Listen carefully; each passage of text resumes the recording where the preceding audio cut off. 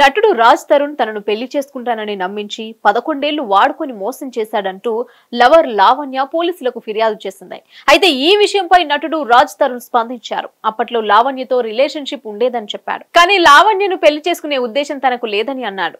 లావణ్యతో relationship లో ఉన్నమాట వాస్తవమేనని, కానీ ఎలాంటి శారీరక సంబంధం లేదని తెలిపాడు. అయితే తనను విడిచిపెట్టమని లావణ్యను ఎవరో బెదిరిస్తున్నారని చెప్పడంలో ఎలాంటి వాస్తవం లేదని, ఆ కారణంతో తనను డ్రగ్స్ కేసులో ఇరికించారనే వార్తల్లో ఎలాంటి నిజం లేదని అన్నాడు. ఆమెను డ్రగ్స్ కేసులో ఇరికించే ఉద్దేశం ఉంటే నాకు ఈ పరిస్థితి ఉండేది కాదు కదా అని చెప్పుకొచ్చాడు.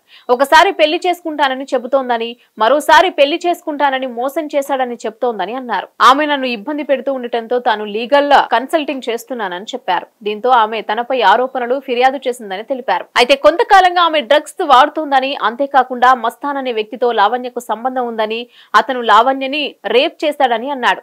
మస్తాన్ తనను పెళ్లి చేసుకోవాలని గుంటూరు వెళ్లి ఫిర్యాదు చేసిందని అన్నాడు. లావణ్య అన్ని అబద్ధాలే చెబుతోందని అన్నాడు. ఆమెకు డబ్బులు కావాలని, అందుకే ఈ డ్రామా ఆడుతోందంటూ రాజ్ తరుణ్ చెప్పుకొచ్చాడు. లావణ్య తనను చాలా టార్చర్ పెట్టిందని, కన్న తండ్రిని కూడా మోసం చేసిందని, ఈ విషయాలన్నీ పోలీసులకు చెబితే తన రెప్యుటేషన్ ఎక్కడ దెబ్బతింటుందోనని చెప్పలేదని రాజ్ తరుణ్ చెప్పుకొచ్చారు. అవునండి, ఇప్పుడు మీ ఫ్లాట్ లో ఆమె ఉందనేది వాస్తవం. నిజం అండి. మీరు ఎందుకు ఫ్లాట్ వదిలేశారండి? నేను ఫ్లాట్ వదలలేదండి. ఆమెకి డ్రగ్స్ అలవాటు, ఆమె చుట్టూ ఉండే మనుషులు వీళ్ళందరూ కూడా చాలా చెత్త. అలా అని చెప్పి నేను హైదరాబాద్ వచ్చిన కొత్తలో ఖచ్చితంగా నాకు హెల్ప్ చేసిందండి, గ్రాడ్యుయేట్ ఉంది. రెండోది ఏంటంటే నిజంగా ఇందాక చెప్పినట్టే నా రెప్యుటేషన్ ఎక్కడ పాడవద్దు అని భయంతో మూసుకొని నేనే బయటకు వెళ్ళిపోయానండి.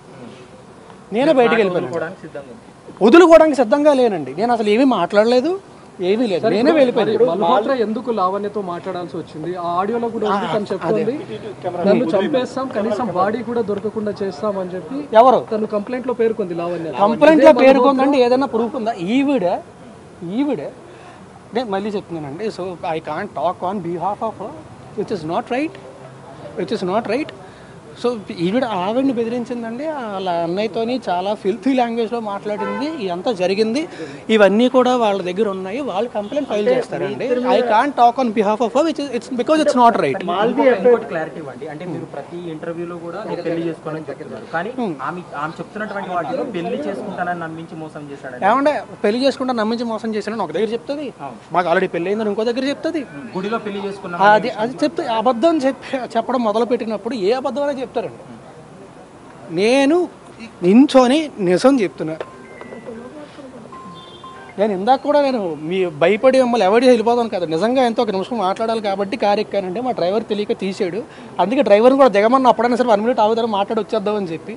నాకు అసలు మీడియాని అవాయిడ్ చేద్దాం అనుకుంటే అసలు ఎక్కడ దాకా కూడా. మీరు లావణ్యతో రిలేషన్షిప్ వదులుకోవడానికి కారణం ఏంటి? తను డ్రగ్స్ తీసుకుంటుందని తెలిసిన తర్వాత వదులుకున్నారా, లేకపోతే ముందు నుంచే వదులుకున్నారా? ఏమండి, 2-3 ఏళ్ళు అంత బాగానే ఉంది. ఆ తర్వాత మా అందరికి ఎటువంటి రిలేషన్షిప్ అంటే శారీరకంగా కానీ ఎలాంటిది లేదండి. అండ్ ఆవిడ వేరే అతనితో రిలేషన్షిప్లో ఉండి నేను ఆవిడ దగ్గర ఉండాలి. ఏంటంటే మీకు మీ పేరెంట్స్కి చాలా చాకరీ చేశాను నేను, నన్ను పట్టించుకోలేదు వాళ్ళు అంటున్నాను. మళ్ళీ చెప్తున్నాను, కాదు అబద్ధం. ఆ ఇంట్లో కూడా మాకు ఈ సినిమా మొదలైంది ఎప్పుడంటే సంవత్సరం క్రితం అండి. సంవత్సరం కూడా అవ్వలేదు అనుకుంటా. అదే చెప్తున్నానండి. మీరు అంత గట్టిగా ఇది భయం వేసిందండి. సార్ లావణ్య ఎలా పరిచయం సార్ మీకు? ఎక్కడ పరిచయం? నాకు హైదరాబాద్ కాదండి, నాకు నిజంగా వైజాగ్లో ఉన్నప్పుడు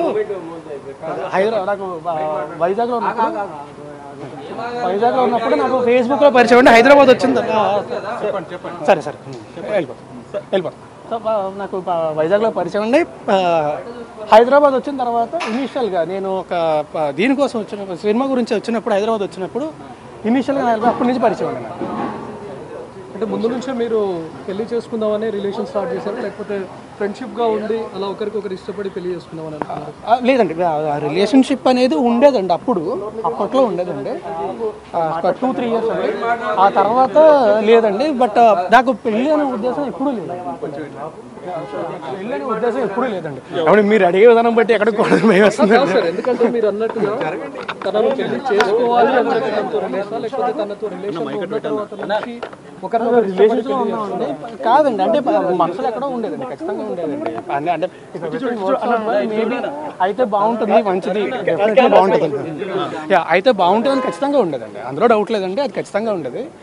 బట్ నేను ఎప్పుడు మాట ఇవ్వడం కానీ కొన్ని పెళ్లి చేసుకొని ఎప్పుడు జరగలేదండి. అసలు నేను ఎప్పుడు మాట ఇవ్వడం కానీ ఎప్పుడు జరగలేదండి. నేను ఇప్పుడు రిలేషన్లో ఉన్నప్పుడు సార్ మీతో రిలేషన్లో ఉన్నప్పుడు డ్రగ్స్ అలవాటా సార్ మీతో రిలేషన్లో ఉన్నప్పుడు ఎప్పుడైనా మీకు 2-3 ఏళ్ళ తర్వాత స్టార్ట్ అయింది. అంటే ఆమె మీకు కూడా తీసుకొని వచ్చానని చెప్పింది, ఒకసారి చెప్పింది. ఏమంటే నేను నా జీవితంలోని నేను ఈ రోజు దాకా ఎప్పుడు డ్రగ్స్ ముట్టుకోలేదు, ముట్టుకోను. ఇది పచ్చి నిజం. కావాలంటే నా హెయిర్ ఇస్తా, నా బ్లడ్ ఇస్తా, అన్నీ ఇస్తా. ఇది కూడా మీరు అనుకోవచ్చు మేబీ నెల రోజుల తర్వాత ఇది అదే. నేను జీవితంలో ఎప్పుడు ముట్టుకోలేదు, ముట్టుకొని కూడా. ఇప్పుడు లావణ్యను బలవంతంగా డ్రగ్స్ కేసులో ఇరికించారు తప్ప నాకు డ్రగ్స్ 45 రోజులు జైల్లో. ఒకటి చెప్తాను, ఇప్పుడు నేను ఆవిడ డ్రగ్స్ కేసులో ఇరికించేంత సీన్ నాకుంటే, అంత సీన్ నాకుంటే నాకు ఈ పరిస్థితి రాదు కదా. ఈరోజు ఈ పరిస్థితి రాదు కదా.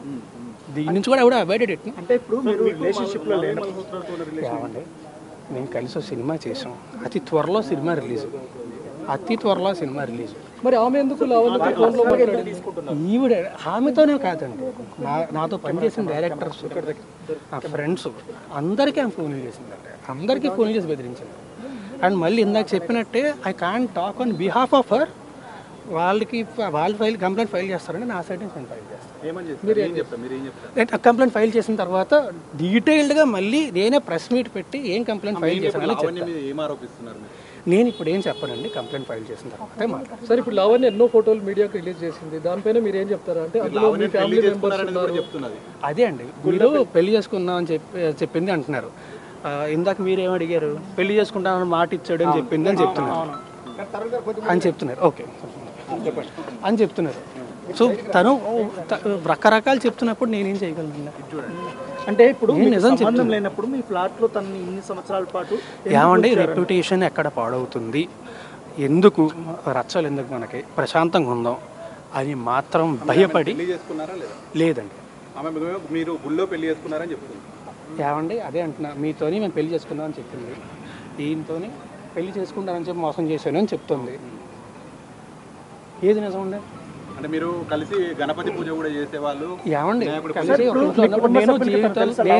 ప్రతి సంవత్సరం కూడా నాకు అంటే గుళ్ళకి వెళ్ళి పూజలు చేసి అయిన అలవాటు. ప్రతి సంవత్సరం కూడా వినాయక చవితి రోజు ఖచ్చితంగా పూజ చేయడం అనేది నాకు అలవాటు.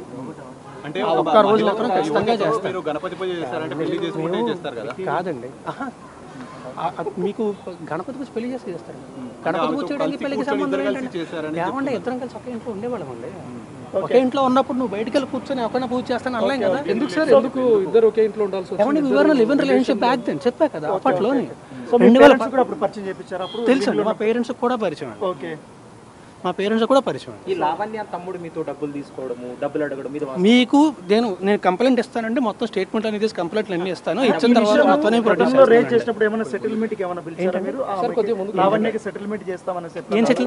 ఏం సెటిల్మెంట్ అండి? ఈ విషయం ఒకసారి పోలీస్ స్టేషన్కి వెళ్తా అన్నప్పుడు ఆమె చెప్పినప్పుడు ఆమె నాతో చెప్పలేదండి. నేను సెటిల్మెంట్కి నేను ఎప్పుడు మాట్లాడలేదండి, ఆమె కూడా నాతో మాట్లాడలేదండి. ఈమె ఆవిడికి ఫోన్ చేసిందండి, ఆమె ఆవిడ కాదు. అది మళ్ళీ అదే సారీ, అది కూడా మళ్ళీ చెప్తున్నా, అది ఆమె కంప్లైంట్ ఫైల్ చేస్తుంది. It's not right for me to talk on behalf of. 11 ఏళ్ల రిలేషన్ లో ఏనాడు రాస్తారుని ఇబ్బంది పెట్టని లావణ్య ఈ రోజే ఎందుకు కంప్లైంట్ చేయడానికి వచ్చింది? ఈ రోజు ఏనాడు ఇబ్బంది పెట్టలేదు సార్. ఏనాడు ఫిర్యాదు చేయని లావణ్య 11 ఏళ్ల తర్వాత ఈ రోజు ఎందుకు పోలీసులను ఆశ్రయించాల్సి వచ్చింది? రాస్తారుని గురించి ఎన్నో విషయాలు ఎందుకు బయట పెట్టాల్సి వచ్చింది? ఎందుకంటే అండి నాకు తెలిసే నేను వీని కన్సల్టింగ్ లీగలీ బికాజ్ నా చుట్టుపక్కల ఉన్న వాళ్ళందరినీ ఆమె ఫోన్ చేసి ఇబ్బంది పెడుతుందని చెప్పి నేను లీగల్గా కన్సల్ట్ చేస్తున్నానండి. కన్సల్ట్ చేస్తున్న విషయం తనకు తెలిసి ఉంటుంది, నాకంటే ముందే తను స్టెప్ తీసుకుందాం అని చెప్పి తనకి ఏవండి స్టార్ట్ అయితేనే ఇవన్నీ జరిగాయని తన వర్షన్. ఆమె ఏదన్నా చెప్తుంది. సార్ చివరిగా మీరు ఎప్పుడు కలిసారు సార్ లావణ్య? ఏళ్ళు కాదండి, మంత్స్ అయిందండి.